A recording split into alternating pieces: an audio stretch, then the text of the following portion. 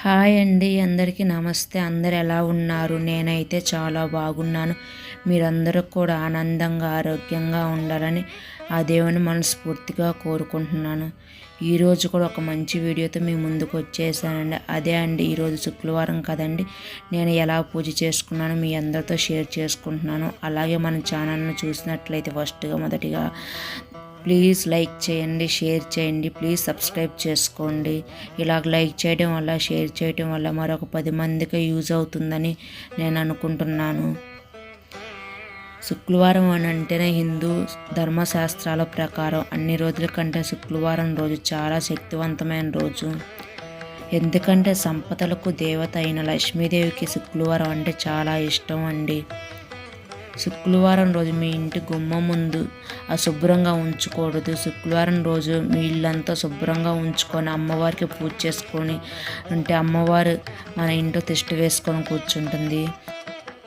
ఇక్కడ నేను ఒక చక్కగా పీటను ఒకటి ఏర్పాటు చేసుకొని దాని మీద జాయిటి ముక్క వేసుకొని ఇలా అమ్మవారి విగ్రహాన్ని ఫోటోని పెట్టుకున్నాను. ముందుగా పీట మీద మనం పసుపు రాసి ముగ్గుని పెట్టుకొని పసుపు కుంకుమలను వేసుకోవాలండి. ఆ తర్వాత మనం జాయిటి ముక్క వేసుకొని చక్కగా అమ్మవారి ఫోటోని పెట్టుకొని పూజ చేసుకోవాలి. ఇక్కడ నేను అమ్మవారి ఫోటోకి గంధం కుంకుమ బొట్లను పెట్టి చక్కగా ఏర్పాటు చేసుకున్నాను. ఆ తర్వాత ఇక్కడ వెండి ప్లేట్ ఒకటి తీసుకొని అమ్మవారి విగ్రహాన్ని పెట్టుకున్నాను. మనం ఏ పూజ చేసినా ముందుగా గణపతిని పూజ చేసుకుంటాం కదండి. గణపతి విగ్రహాన్ని కూడా పెట్టుకొని చక్కగా మల్లెపూలతో అలంకరించుకున్నాను. ఆ తర్వాత ఇక్కడ నేను ఎరుపు రంగు పుష్పాలతో అమ్మవారికి ఎంతో ఇష్టమైన ఎరుపు రంగు మందార పూలతో చక్కగా అలంకరించుకున్నాను. అలాగే మన ఇల్లు ఎప్పుడు శుభ్రపరచుకునే నీళ్ళల్లో కొద్దిగా పసుపు కొంచెం కళ్ళు ఉప్పుని వేసుకొని గురువారం నైట్ ఇల్లంతా క్లీన్ చేసుకుంటా. ఇంట్లో ఏమైనా నరదిష్టి ఉన్నా కూడా పోతాయి.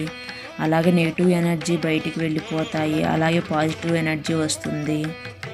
అలాగే శుక్రవారం రోజు ఎట్టి పరిస్థితుల్లోనూ ఆలస్యంగా నిద్ర లేవకుండా తెల్లవారుజామున నిద్ర లేవగానే మన పనులన్నిటినీ ముగించుకొని ఆ లక్ష్మీదేవి పూజ చేసుకుంటే ఆ తల్లి ఆశీస్సులు తప్పకుండా లభిస్తాయి. ముందుగా అయితే మనం గురువారం రోజు ఇల్లంతా శుభ్రం చేసుకొని పెట్టుకున్నట్లయితే శుక్రవారం రోజు పొద్దున్నే బ్రహ్మ ముహూర్తంలో చక్కగా పూజ చేసుకోవచ్చు అమ్మవారికి.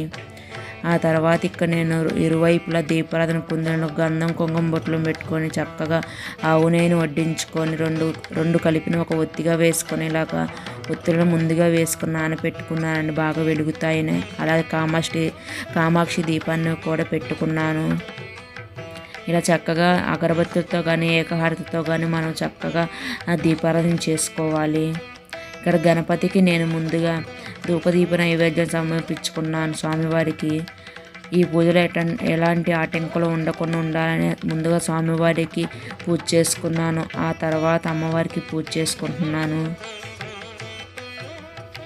మన ఇంటి గడపకు పసుపు రాసి కుంకుమ బొట్లని పెట్టుకొని నమస్కారం చేసుకోవాలి. అప్పుడే పచ్చగా ఉన్న గుమ్మాన్ని చూసి లక్ష్మీదేవి మన ఇంటిలో ప్రవేశిస్తుంది. అలాగే శుక్రవారం రోజు రాళ్ళ ఉప్పును కొన్నా కూడా చక్కటి ఫలితం లభిస్తాయి. ముఖ్యంగా నెలలో ఒక్క శుక్రవారం అయిన లక్ష్మీదేవికి పూజ చేయటం వల్ల మన ఇల్లు ఎప్పుడూ కూడా సుఖ సంతోషాలతో నిండుగా పచ్చగా ఉంటుంది. ఆ ఇంట్లో కష్టాలు కూడా తొలగిపోతాయి. అలాగే కష్టాలు తొలగిపోయి అష్టైశ్వర్యాలతో చక్కగా మన ఇల్లు ఎప్పుడు కలకల్లాడుతూ ఉంటుంది. శుక్రవారం రోజు మహాలక్ష్మిని ఆరాధించడం, అలాగే లక్ష్మీ స్తోత్రం పఠించడం, అలాగే అష్టోత్తరం పఠించడం వల్ల ఇంట్లో సంపద వైభవం కలుగుతాయి అని మన పండితులు చెప్తున్నారు. కొంతమంది ఇంట్లో వారానికి ఒకసారి మాత్రమే పూజ చేస్తూ ఉంటారు. అలాంటి వారు శుక్రవారం రోజుకు ఉదయం కానీ సాయంత్రం సమయంలో పూజ గదిలో ఆవు నెయ్యితో దీపారాధన చేస్తే ఎంతో శ్రేయస్కరం. ఇలా దీపారాధన చేయడం వల్ల మన ఇల్లు ఎప్పుడు సుఖ సంతోషాలతో అష్టైశ్వర్యాలతో కలకల్లాడుతూ ఉంటుంది.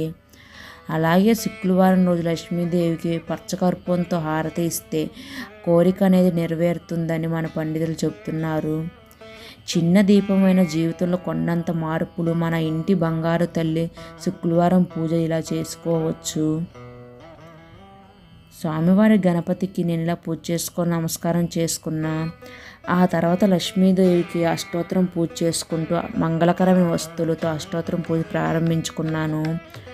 ఓం ప్రకృతే నమః.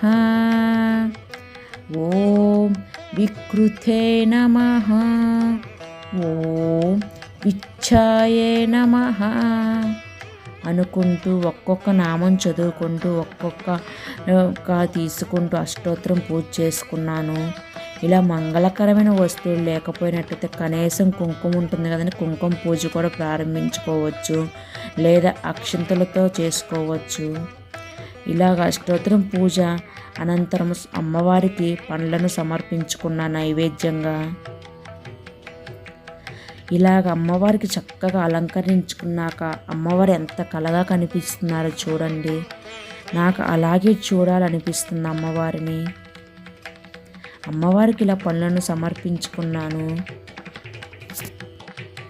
మరొక విషయం చెప్పడం మర్చిపోయా. శుక్రవారం రోజు మన ఇంటికి ఉప్పు కనుక తీసుకొని వస్తే చాలా మంచిదంటండి. దీనితో పాటు లక్ష్మీ కటాక్షంతో పాటు ధనలాభం కలుగుతాయి అని పండితులు చెప్తున్నారు. మనం ఎప్పుడూ కూడా లక్ష్మీదేవిని స్వరూపంగా భావిస్తాం కదండి ఉప్పుని. ఆ ఉప్పుని లక్ష్మీ స్వరూపంగా భావించాలి.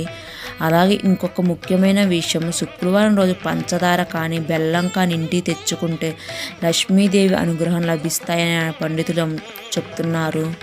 ఇలా కనుక మనం ఏదో ఒక శుక్రవారం కనుక చేస్తే చక్కటి ఐశ్వర్యాన్ని ఇస్తాయి అమ్మవారు. అమ్మవారికి ఇలా ధూపదీప నైవేద్యాలన్నీ సమర్పించుకున్నాను. ఇలా సింపుల్గా అమ్మవారికి ప్రతి శుక్రవారం పూజ చేసుకున్న అమ్మవారి అనుగ్రహం తప్పకుండా లభిస్తాయి. ఇలా హారతి సమర్పించిన వెంటనే నేను కూడా హారతి సమర్పించుకొని అమ్మవారికి నమస్కారం చేసుకున్నా. ఆ తర్వాత దీపారాధన చేసిన దగ్గర అక్షంతలను వేసుకొని నమస్కారం చేసుకోవాలి. ఇలా శుక్రవారం పూజ ఇలా చేసుకున్నాను. ఈ వీడియో మీకు నచ్చిందని అనుకుంటున్నాను. ఈ వీడియో కనుక మీకు నచ్చినట్లయితే ప్లీజ్ లైక్ చేయండి, షేర్ చేయండి, సబ్స్క్రైబ్ చేసుకోండి. థ్యాంక్ యూ ఫర్ వాచింగ్ అండి. బాయ్.